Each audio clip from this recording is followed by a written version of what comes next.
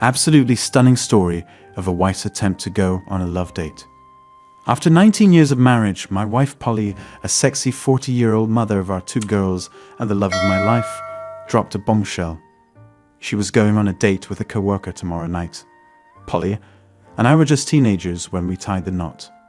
Our well-wind romance led to a pregnancy, and we married soon after, welcoming our daughter April into the world. For 6 months, we had a blissful marriage, with love and our 2 adoring children filling our lives. I had started my own landscaping business, which grew into a multi-million-dollar enterprise, affording us a fulfilling life. I never anticipated the speech my wife gave me that night.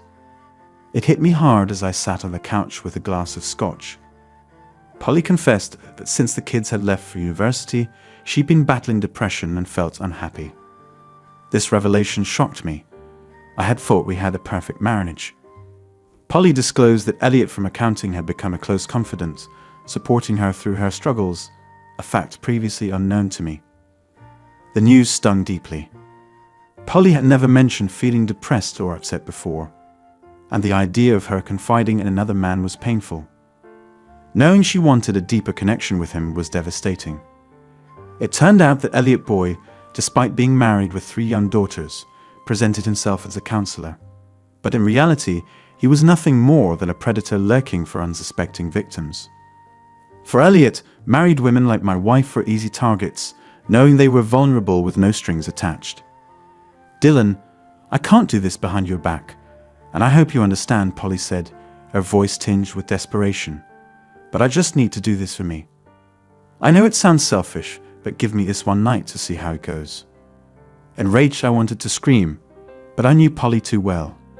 Once she made up her mind, there was no turning back. When she finished her announcement, I sat there in silence, my expression unreadable as she nervously perched across from me on the love seat. The silence between us was deafening, my refusal to speak palpable. Ignoring her plea, I calmly finished my scotch and rose to leave the room. "Dylan, don't ignore me," she implored, frustration creeping into her voice. "Stop your pouting and childish behavior. This is happening, and I needed to tell you before I did anything. I would never cheat on you, and I need you to know everything that happens. We've always been honest with each other, and I will never lie to you, baby." I stood there, staring at her, my gaze piercing. I must have looked like the incarnation of fury because I watched her recoil, curling into a ball on the love seat as I continued to regard her in silence.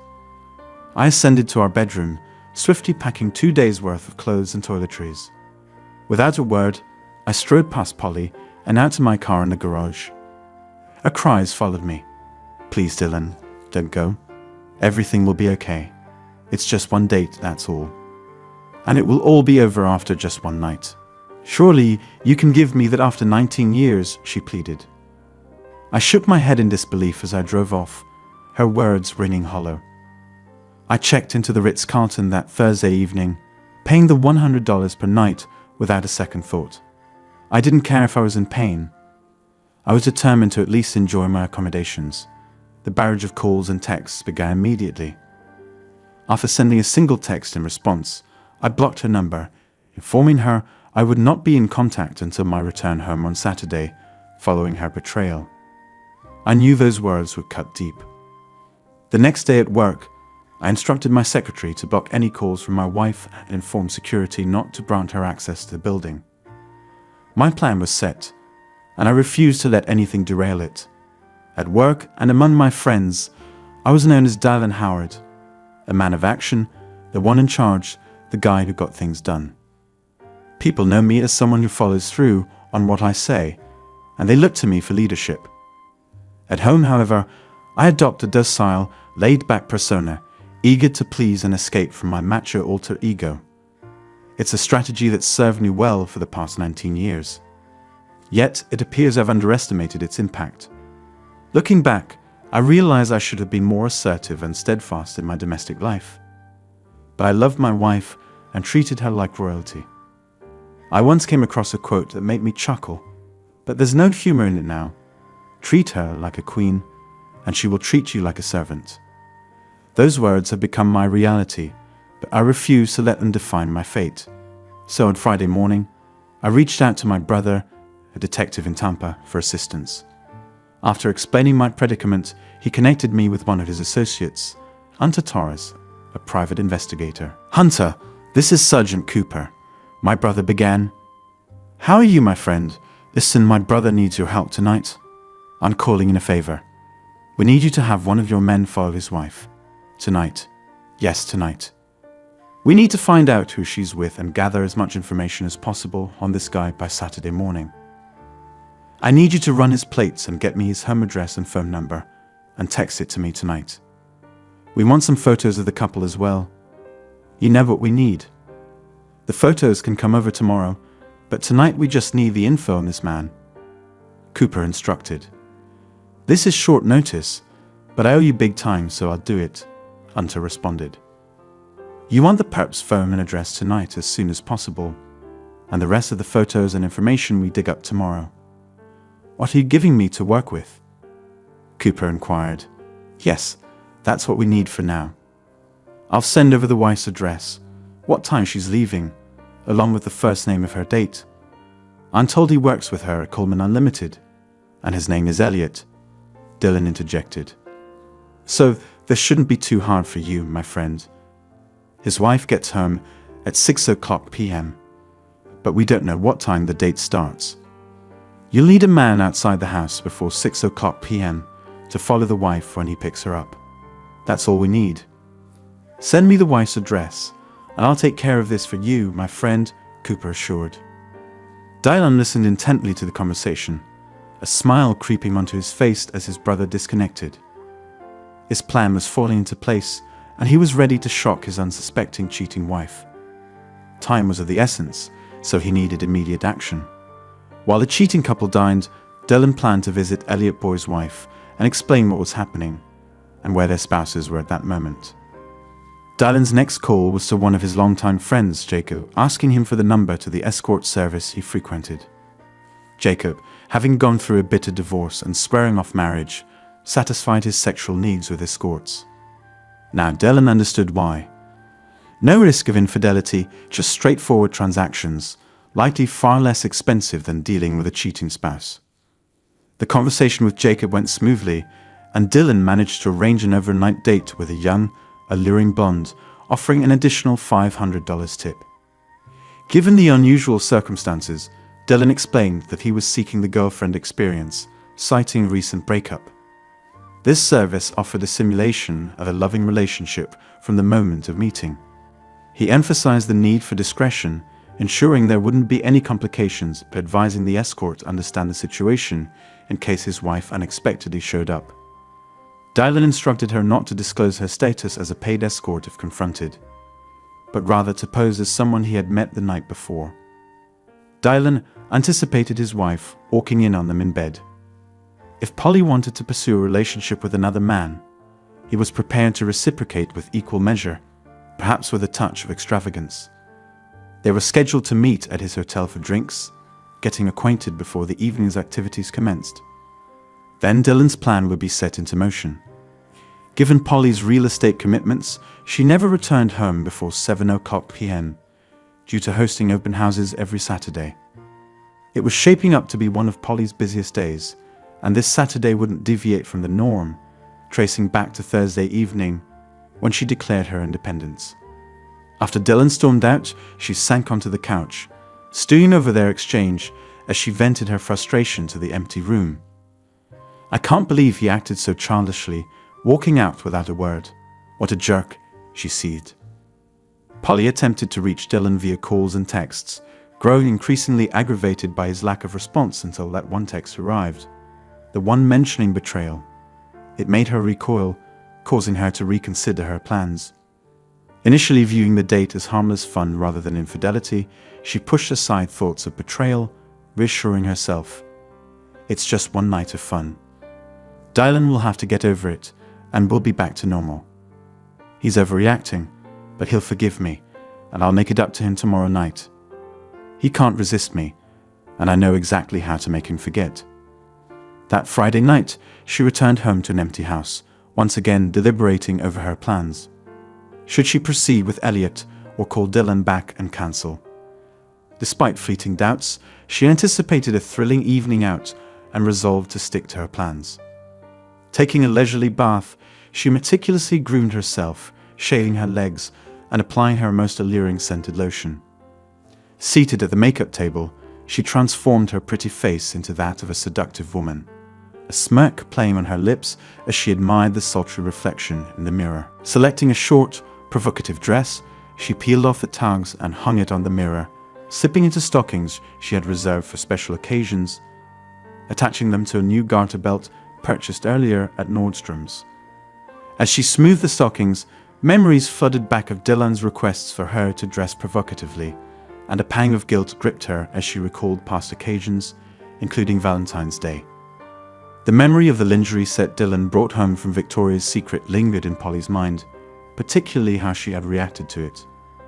She could still see the pain etched on his face when she had questioned whether he thought she was a slut and declared she wouldn't wear such provocative attire. Frozen in place for what felt like an eternity, she pondered her hypocrisy as she prepared to don similar stockings and garters for another man.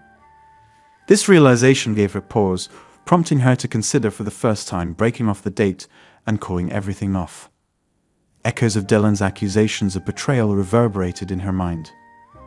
Yet, it didn't take long for her to suppress her guilt about withholding something from Dylan that she was now willing to share with her date.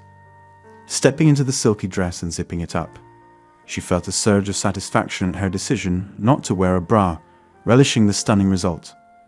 Standing before the full-length mirror, she admired her reflection, her long legs accentuated by the black nylons and high heels. The dress hugged her curves, her ample breasts swaying beneath the fabric, nipples subtly protruding. Oh my, she thought, I look like a little minx, but it's exhilarating. Anticipating Elliot's reaction, she reminded herself that tonight was merely about dinner and dancing, not intimacy. Despite her attempts to rationalize it as just a date, Polly knew deep down she had desires she needed to rein in. The excitement of finally going out with Elliot, something she had fantasized about for weeks, consumed her thoughts. She was determined to have fun, regardless of her husband's petulant behavior. Confident that Dylan would ultimately acquiesce, allowing her to have her way as he always did, Polly cherished the freedom he granted her. But just as she was about to leave, Dylan's final phone call interrupted her plans. Giving her one last chance to halt the impending disaster and salvage their marriage, Dylan's voice on the other end of the line presented a crucial decision. It was a bitter pill for Dylan to swallow, dialing Polly's number with a heavy heart, knowing that his love for her ran deep, and he would take her back in a heartbeat if she would only stop this from happening. He braced himself to set aside his pride, prepared to humble himself and plead with her to reconsider, to forsake the looming date. Meanwhile, Polly felt a knot of nerves and guilt tightening in her stomach as she saw Dylan's name flash on her phone screen.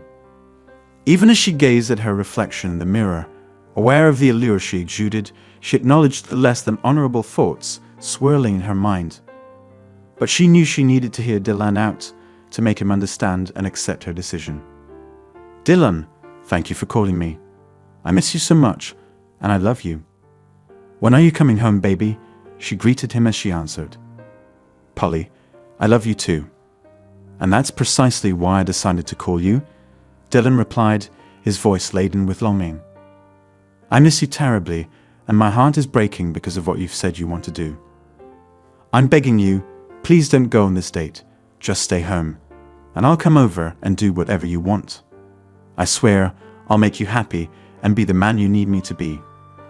If there's something I'm not doing right, I can fix it. I just want to be with you. Can you please call off this date for us and save our marriage? Please, Polly, he implored, his voice faltering with emotion. Hearing Dylan's vulnerability tugged at Polly's heartstrings, evoking a sense of power she hadn't anticipated. Her once stalwart, confident man was now reduced to tears, pleading for her to hold her plans, demonstrating the depth of his love. Despite the pain in his voice, she knew Dylan loved her, and she believed he would forgive her as long as he understood her feelings. Their shared history, their children, and the enduring strength of their love reassured her that they were meant to be together. Oh, Dylan, I love you so much. I can't wait to spend the rest of our lives together, she confessed, her voice softening. "I need to do this tonight, but it has nothing to do with our love for each other. This is just one night for me to break free and do something foolish. Please understand. Just give me this one chance, and I promise I'll be yours again forever. I know you're hurting, and I'm sorry for that, but you're blowing this out of proportion. It's just dinner and drinks with a friend, nothing more. I'll be home tonight, and I'll be yours forever. You'll understand. I know you will," she pleaded, tears welling in her eyes as she spoke to Dylan. As she prepared to end the call, her husband's pleading echoed in her ears, but she couldn't bear to listen any longer. Wiping her eyes delicately, careful not to smudge her makeup, she gazed at her reflection in the mirror and spoke softly to herself. "I'm sure he thinks I'm being awful about this, but Dylan, I'm sorry. I have to do this for myself. Please don't be angry," she murmured. After fixing her hair, touching up her lipstick, and spritzing on her perfume, she attempted to push thoughts of Dylan from her mind. Meanwhile, in his hotel room, Dylan listened to the call and stared blankly at his phone. Wiping away his own tears, anger simmered within him once more. He had just poured his heart out to his wife, begged and pleaded with her not to go on the date, only to be met with her insistence that it was happening, and that everything would be fine tomorrow, expecting him to be understanding. A wave of sorrow washed over him as he realized in that moment that he had lost her, the only woman he had loved and been with for the past 19 years. Hunter, the detective, sat in his white van parked across the street from their home, just shy of 5:00 p.m., observing as Polly pulled into the garage. An hour later, he noted the arrival of a car in the driveway. Quickly jotting down the license plate, Hunter made a few calls, and within 15 minutes, he sent Cooper and Dylan the requested information. The home address and phone number arrived on both Cooper and Dylan's phones well before the couple even left for their date. Meanwhile, as Elliot entered the house, he immediately sensed the melancholy in Polly's eyes. Recognizing her moment of insecurity and guilt, he knew the signs all too well. It wasn't uncommon for spouses to experience a sudden realization of the gravity of their actions outside of marriage and reconsider their plans. Acting swiftly, he knew precisely what to say. "Polly, what's the matter? You seem so down," Elliot inquired with concern. Polly hesitated, her emotions evident as a tear escaped down her cheek. "Elliot, maybe we shouldn't do this. I've been thinking about Dylan and how he pleaded with me not to go out with you. I feel so guilty, like I've already betrayed him," she confessed. Without hesitation, Elliot rushed to her side on the couch, enfolding her in a comforting embrace, drawing from his own experiences to offer solace and guidance. It took about an hour, but being a seasoned ladies' man, Elliot possessed a keen understanding of women's emotions and thought processes. He saw this as an opportunity to use his skills to gently sway Polly's decision, relishing the challenge. "It's okay, Polly. We don't have to go through with this," he reassured her, his tone soothing. "I completely understand. Dylan's the type who wants to shield his wife from potential threats. But if he knew the genuine bond we share as friends, I'm sure he wouldn't object. I'm disappointed, sure, but I understand." Expressing his disappointment at missing out on their planned evening together, Elliot suggested an alternative. "Why don't we just enjoy a nice dinner together, and then I'll take you home? Surely he wouldn't have any issue with you having dinner with a friend," he proposed, his easygoing demeanor convincing Polly that a simple dinner outing would be acceptable. Plus, deep down, she found herself wanting this evening to proceed despite her initial reservations. At 7:30 p.m., Hunter observed as the couple drove off towards a downtown restaurant and promptly reported their destination to Cooper and Dylan. Throughout the evening, he kept them updated, capturing photos effortlessly as Elliot and Polly dined, danced, and shared affectionate moments. Hunter spent the next few hours discreetly documenting their interactions, from tender embraces to passionate kisses on the dance floor. As dawn approached, Hunter diligently compiled all the photos and videos, sending them over to Cooper and Dylan before sunrise. At precisely 8 a.m. the next morning, Dylan dialed Polly's father, William, with whom he had shared a close friendship and golf outings for years, to deliver the grim news. "Hello, William, it's Dylan," he greeted solemnly. "Hi, Dylan. Are we still on for golf on Sunday?" William inquired, unaware of the impending revelation. "I'm not sure, but I have some unfortunate news to share. Right now, your daughter is out on a date with a coworker," Dylan disclosed, his tone heavy with disappointment. "I thought everything was fine in our relationship, but she expressed the need for more and decided to go out with this guy. You know I care deeply for you and Chloe, but I refuse to tolerate this. I consider our marriage over. She has broken our marital vows, and I cannot forgive her for this betrayal. I just wanted you to understand the reason behind the events that will unfold." "I'm sorry it has to end this way, Dylan," William expressed his regret. "Are you telling me she's on a date with another man?" "That doesn't sound like my girl." Dylan's response was firm. "William, I have someone monitoring them as we speak. She is indeed out with him, betraying me, our marriage, and our children at this very moment. Please, Dylan, don't do anything rash. I know she loves you, and perhaps you two can work through this," William pleaded, his concern evident. "I appreciate your concern, William, but I've made up my mind. I'll call you soon. Let's reschedule our golf game for next Sunday. It's shaping up to be a difficult weekend," Dylan concluded before ending the call. Armed with the address provided by the detective, Dylan embarked on a 25-minute drive to Elliot's residence to meet with Mia, his wife. Mia appeared puzzled when Dylan inquired if she was Mrs. Watson, Elliot's spouse. The 33-year-old mother of three greeted him at the door, clad in tight jeans and a lace top that accentuated her ample assets. Despite the temptation, Dylan forced himself to maintain eye contact to avoid any awkwardness. "Are you Mrs. Watson, Elliot's wife?" he asked sullenly. "Yes, that's me. Is he all right?" Maya responded with concern. Dylan assured her, "Oh, he's in good hands, trust me. He works with my wife. May I come in for a moment?" Mia welcomed him into the living room, where Dylan proceeded to deliver the unsettling news. "Mrs. Watson, I regret to inform you that at this very moment, your husband Elliot and my soon-to-be ex-wife are out on a date," Dylan disclosed, his tone grave. "Yes, just yesterday my wife expressed her desire to explore new horizons, and she felt compelled to reciprocate the kindness your husband has shown her. Are you certain you have the right man?" "My Elliot is at his usual Friday night card game," Mia interjected, her voice tinged with disbelief. "I wouldn't be here if I were uncertain. My private investigator is currently monitoring them as we speak. I'll have photos and videos to share with you, but I felt you deserved to know." Dylan reassured her, his heart heavy with empathy as he recalled leaving his wife in tears, knowing that their affair likely spelled the end of their marriage. As Dylan sat down to enjoy his breakfast back at the hotel, the pleasant aroma of the signature coffee failed to ease his turmoil. Opening the photos from the detective on his phone, he was met with a flood of repulsion and bitterness. Yet, amidst the turmoil, there was a sliver of relief. His wife had returned home by 2:30 a.m., and there were no signs of sexual activity that evening. As Dylan watched the footage of his wife and her lover, a storm fury surged within him, mingling with the tears welling in his eyes. Witnessing their intimate moments, from passionate kisses to the touch of her lover's hand on her backside, shattered any lingering hope for reconciliation.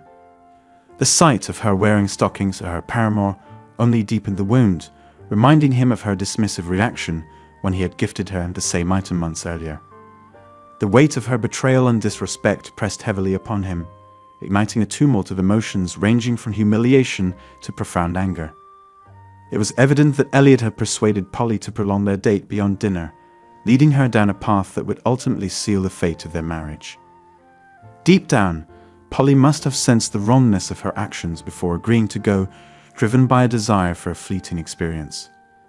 As tears blurred his vision, Dylan found himself engulfed in a sorrow unlike any he had ever known, surpassing even the grief of losing his mother and friends.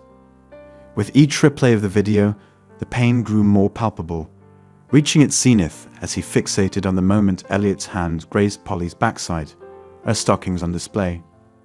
In a moment of raw anguish, Dylan's voice echoed in the empty room as he vowed vengeance. "You'll pay for this," he declared to the empty air. Amidst his turmoil, he resolved to take action. While Polly may not have consummated her betrayal with her lover, her actions were a profound affront to their marriage, unacceptable, disrespectful, and deeply hurtful. By 1 p.m. Saturday afternoon, Dylan had arranged to meet Harper at the hotel, spending the next 2 hours outlining his intentions. Dylan made his desires clear, and Harper proved to be the perfect accomplice for his plan. They returned to his home a little past 5 p.m., and by 6 p.m., they found themselves in his bed. Before settling in, Dylan carefully placed the note he had prepared for Polly. Its words bore the weight of his shattered trust and wounded heart. "Polly, last night you shattered our marriage contract and violated our wedding vows, breaking not only my heart, but the very foundation of our union. With the breach of that contract, I can no longer consider us bound in matrimony. Legally, we may still be entwined, but the sanctity of our marriage has been irreparably tarnished. I shall claim the master bedroom as my own, reclaiming the sanctuary of my home. You are free to inhabit any other room, but my bed is no longer a place for you. Your belongings have been relocated to the guest rooms. Please respect my need for personal space. You sought freedom, and now you have it. And so do I.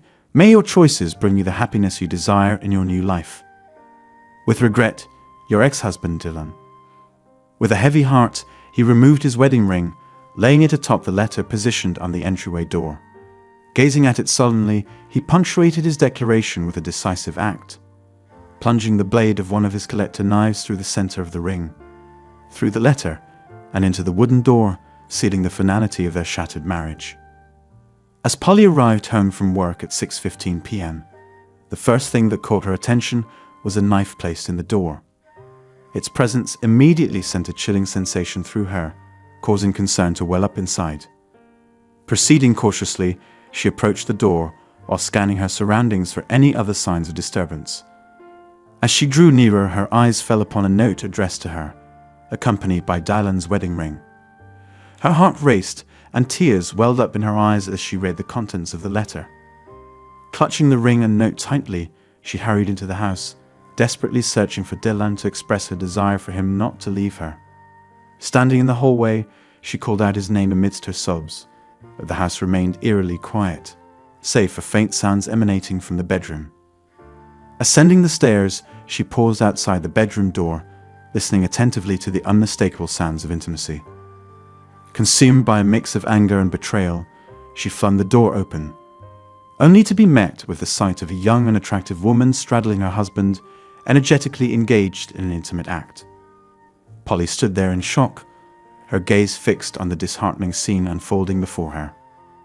She watched as the young woman's bosom bounced rhythmically, feeling a surge of indescribable anger building within her. In a voice filled with fury, she screamed at her husband, her words laced with pain and disbelief. "How could you? You bastard!" Overwhelmed by emotions, she swiftly fled from the house, tears streaming down her face, seeking solace in her car, overcome by a mixture of anger and heartache. Polly drove over to her sister Olivia's house once she had composed herself enough to stop crying. She recounted to Olivia how she had caught her husband in bed and felt lost. Olivia tried to console her disbelief evident. "That doesn't sound like Dylan at all," Olivia said, her voice laced with concern. "He always showed so much love and respect for you. I never imagined he would do something like this. What could have caused it?" Through her tears, Polly replied in a subdued voice, "I don't know. Maybe it's because I went out on a date last night." "A date?" Olivia's voice rose with surprise. "With whom?" "Just a guy from work. It wasn't anything romantic, just dinner and dancing," Polly explained, her tone defensive. Olivia's disbelief turned to frustration. "Let me get this straight. You went out with another guy, had dinner and dancing, all while leaving Dylan alone at home." Polly hesitated, realizing the weight of her actions. "Well, yes, but you're making it sound bad because it is bad." Olivia interrupted sharply. "Do you really think Dylan would be okay with that? No wonder he's upset." Polly hung her head, feeling the weight of Olivia's disappointment. I told him it was just a night out, not about sex, just fun. Olivia shook her head in disbelief. Holy shit, Polly. I can't believe you did that. Now I understand why he has someone else in his bed. I don't blame him. Sobbing uncontrollably, Polly held up the note from the door and handed it to Olivia. Oh, Polly, you messed up big time, Olivia remarked, her tone a mix of disappointment and frustration. You may have lost your husband and ended your marriage out of selfishness and stupidity. I know, Polly replied tearfully. I mess everything up. Olivia sighed. Look, you can stay here tonight, but you have to go back to him tomorrow and try to straighten things out. Do you think he'll even listen to me? Polly asked, her voice trembling. I'll call him later and ask him to talk with you. Olivia assured her, though she sounded uncertain. But you need to prepare yourself for the worst. Dylan is much more committed than Elliot. I don't blame him for being upset. Polly spent the night alone in Olivia's guest room, her mind racing with regret and worry. She cried into the late morning and managed to get very little sleep. The next day, Olivia texted Dylan and asked him to call her back. Dylan promptly returned her call. Hi, Olivia.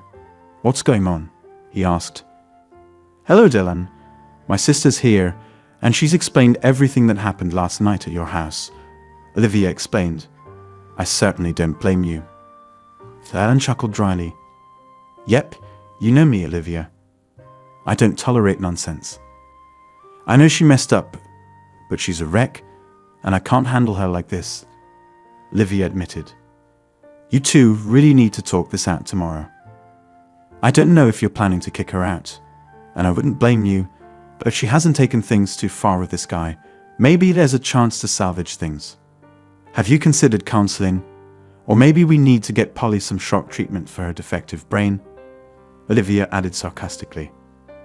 Anyway, please let her come back and talk, Olivia. Of course she can come back.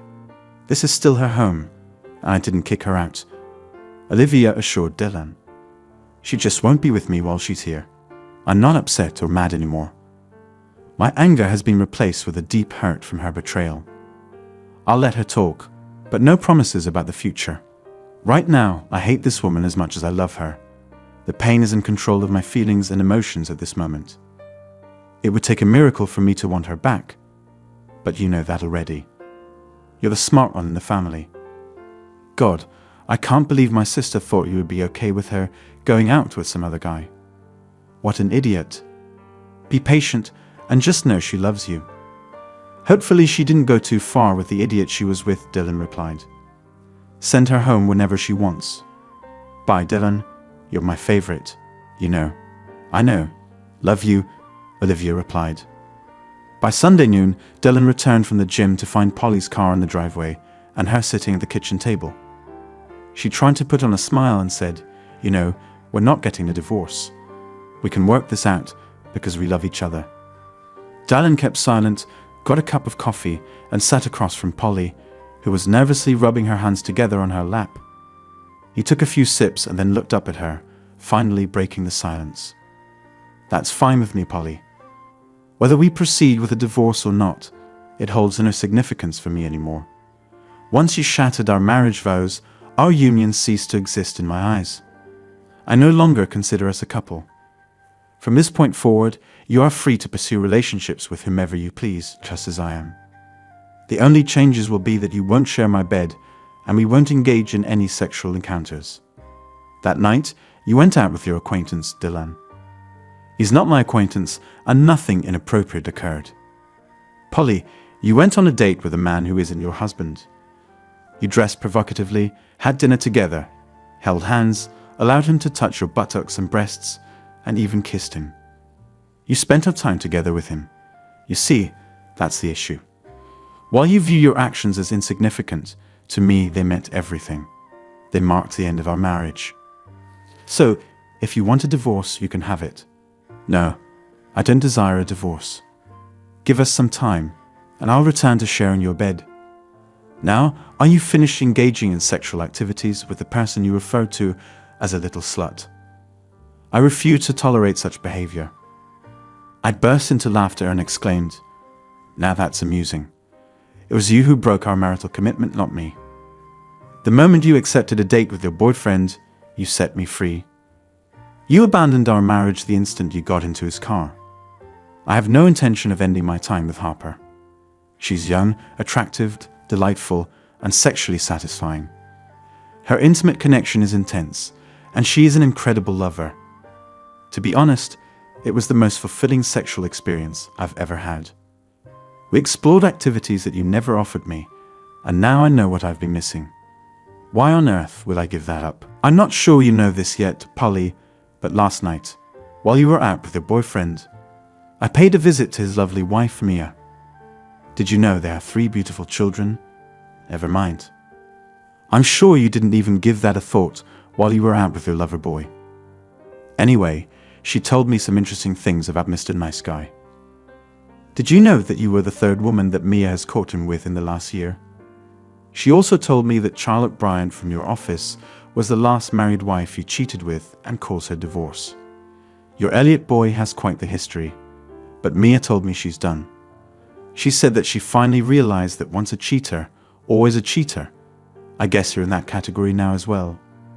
I'm thinking you could have found a better lover to cheat on me with, but I'm not a cheater and wouldn't know it.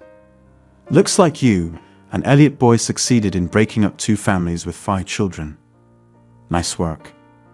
That shocked her, and I could see how she realized that the guy she decided to risk her marriage with was just another sleazy guy looking for sex.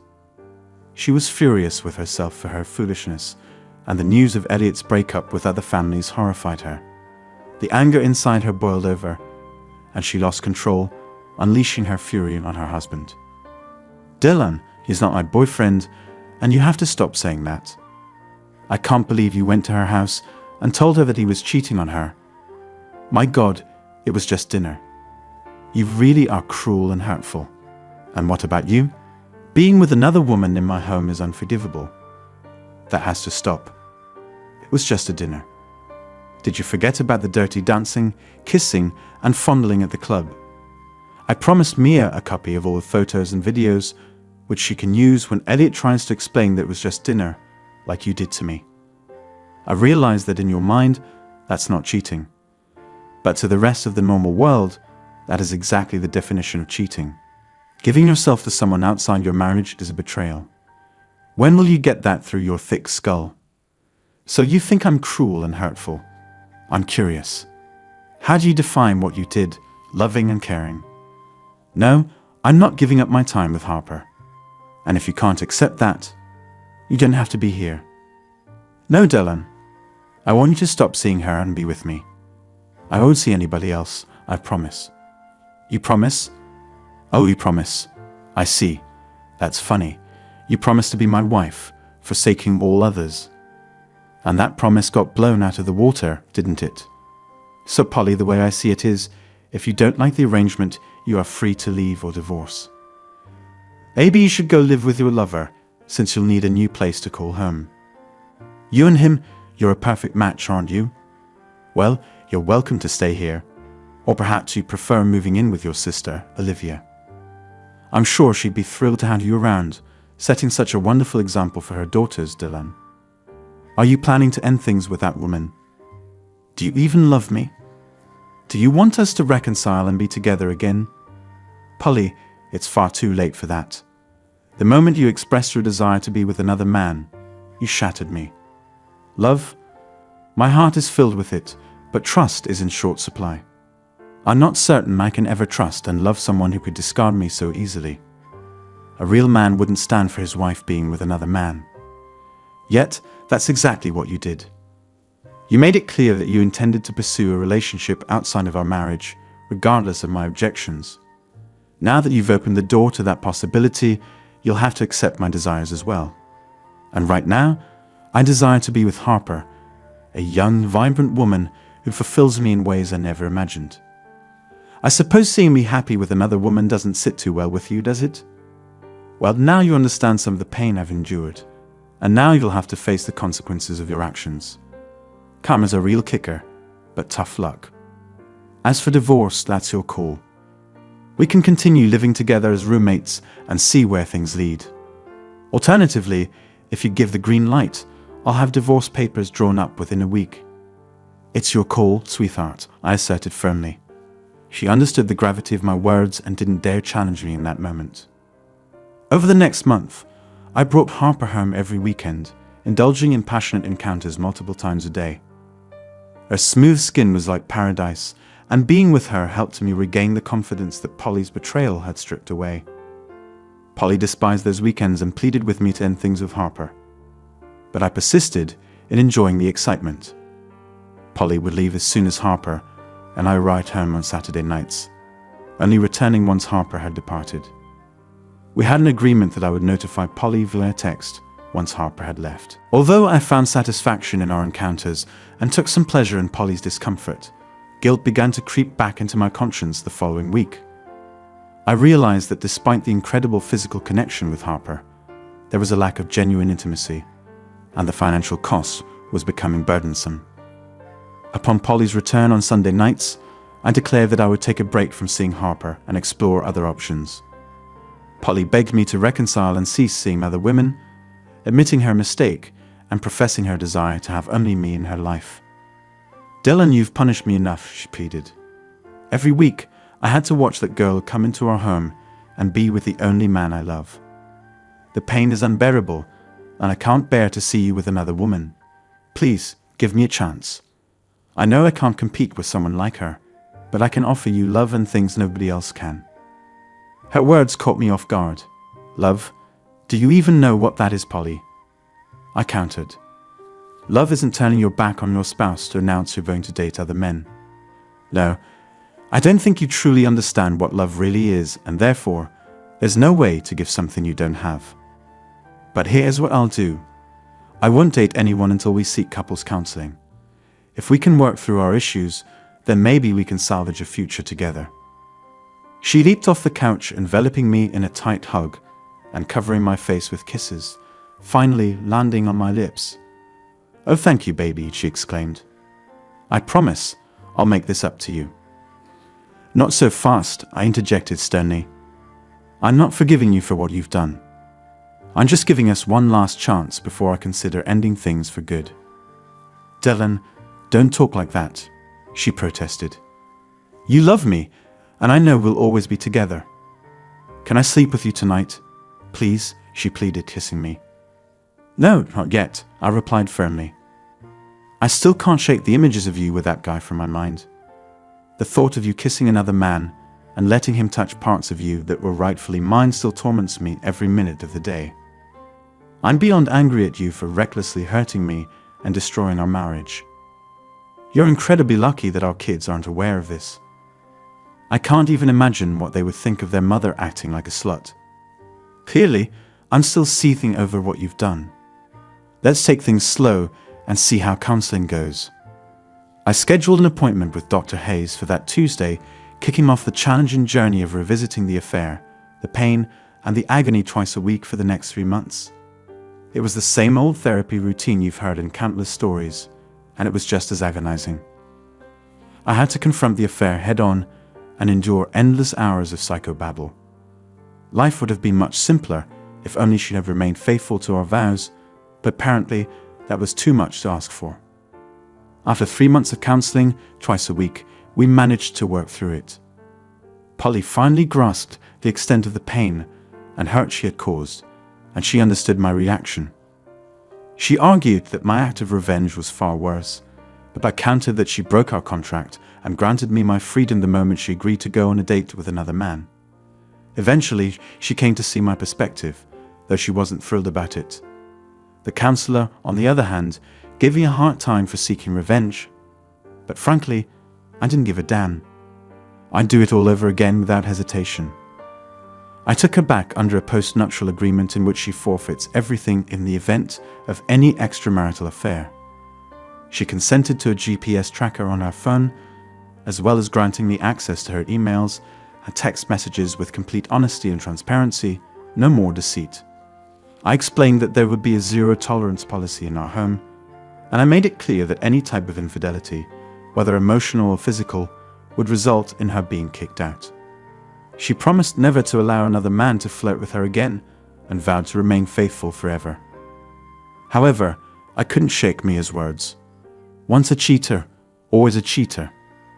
A year later, we were back to where we were before her escapade, but now I kept a much closer eye on my spouse, knowing that this could happen again. Her sister Olivia and I worked together to ensure that Polly didn't lose her way again. Elliot's divorce was expensive. He lost everything. His wife kicked him out, got the house, child support for 3 children and alimony. Now Elliot was living in a studio apartment with no extra money after paying for his infidelity.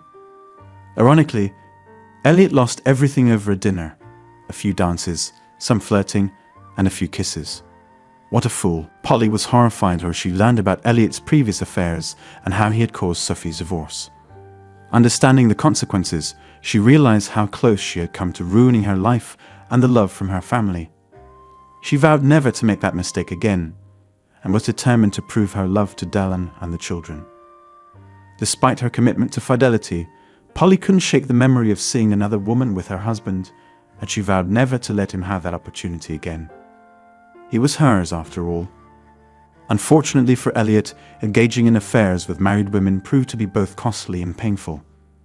While Dylan wasn't the vengeful type, had Elliot followed through with his actions, the outcome could have been very different. It's often said that unwilling cuckolds never forget and eventually seek revenge. About a year and a half later, George, the cuckolded husband of Sophie from Polly's office, encountered Elliot in a pub parking lot. An hour later, Elliot was found unconscious with severe injuries. Only time would tell if he had learned his lesson. Friends, share your thoughts in the comments, and don't forget to subscribe if you haven't already. Have a great day, and be sure to check out my other videos.